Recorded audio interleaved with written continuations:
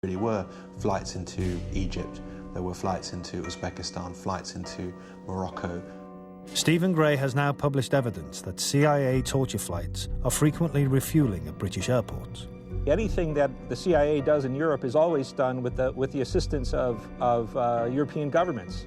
There is no evidence that I know of that any of these 200 flights have been used for rendition. There simply is no truth in the claims. There is no evidence to suggest any of them fit into that category. As we said often enough, we have no evidence of that to which you're referring. To deny it. Well, I'm just saying we have no evidence. If you ask me to prove a negative, we've got no evidence. Thank you. Are the CIA cooperating with your letter? Good. I think that's all you have time for now. Thank you very much. Yeah. Thank you. It's not good enough to say there is no evidence. You should go out and look for it. And has our government done that? No.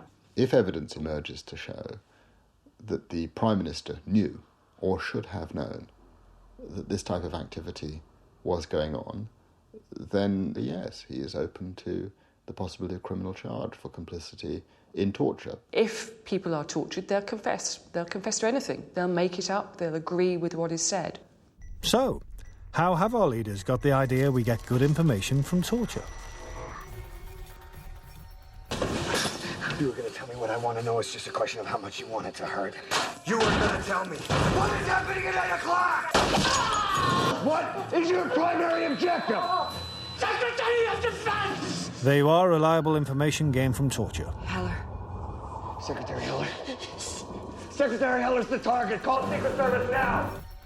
You cannot talk about democratic values. You cannot say that you want to spread them around the globe if the means of spreading them is torture.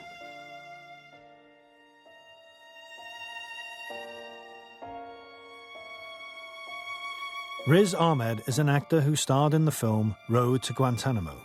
Life imitated art when Riz flew back from the Berlin Film Festival and was detained as a terrorist at Luton Airport. They knew that I was an actor for this film and that I'd been travelling here for these reasons. The guy who got me in a wrist lock and took the phone off me sat down on a table quite close to me and started pretending as though he was going through my phone. Fucking Brit trader! Calling me a little fucker. And the funny thing is, at the end of it all, when I got the phone back, the language of the phone had been changed from English to Danish.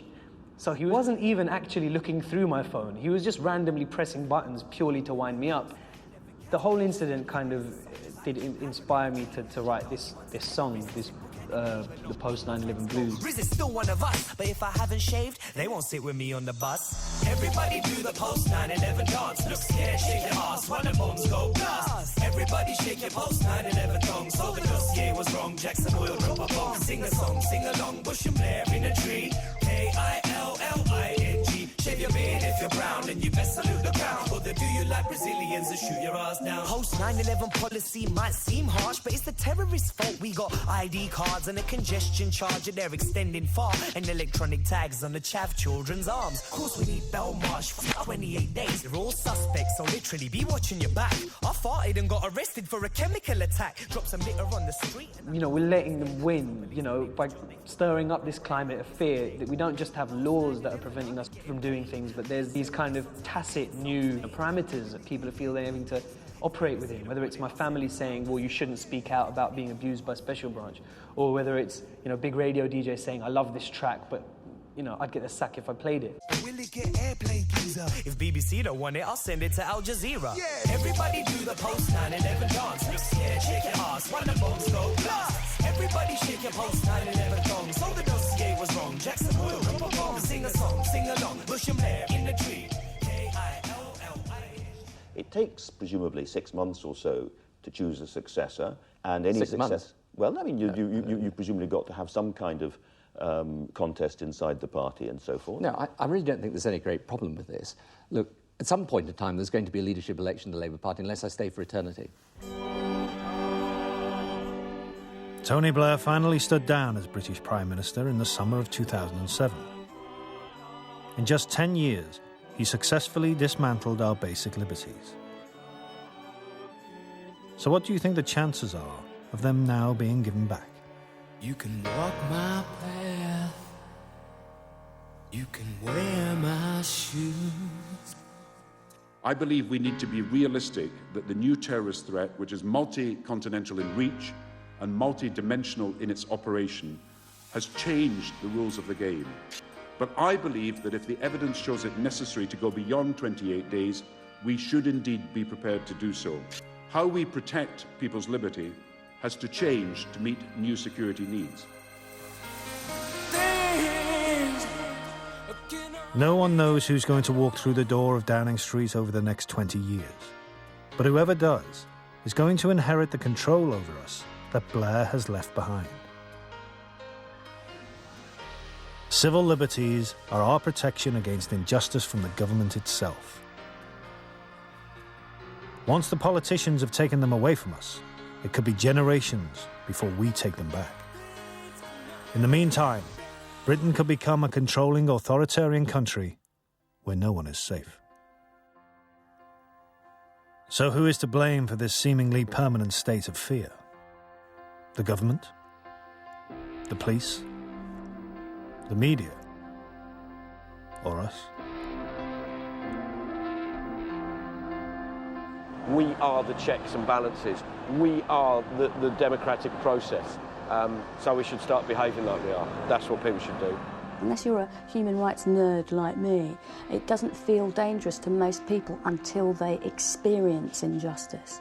Well, I think, and it's interesting because you're asking me these questions today, when there's been a very interesting judgment in the House of Lords today. This was a case involving a coachload of women who went to Gloucestershire to protest against the war. They weren't allowed to proceed on the basis that there was some imagined breach of the peace, sealed up the bus so they couldn't get off, and sent it back to London. Most of us on the coaches were outraged at what had happened, and we knew that the police didn't have the right to do this. They didn't want any trouble to highlight what was going on at the base. The US military had said that they were prepared to open fire on protesters should they breach the perimeter fence. The Furford protesters have been fighting their case for 3 years. The police beat them in every court, but they have just heard their judgment in the House of Lords. What did you hear? There's a natural order. Well, we won.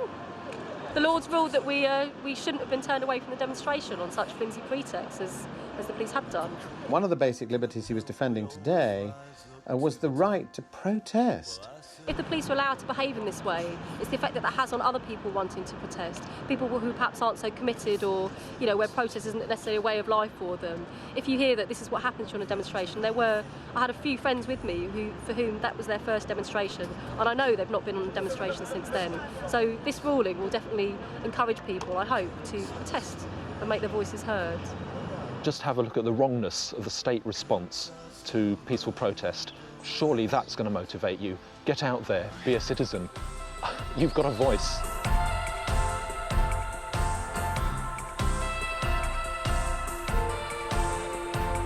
Now the working classes are obsolete. Take our letters! Take our letters! Take our letters! So let them all kill each other and get it made overseas. That's the word, don't you know, from the guys that's running the show. Let's be perfectly clear, boys and girls. Oh, cunts are still running the world. Cunts are still running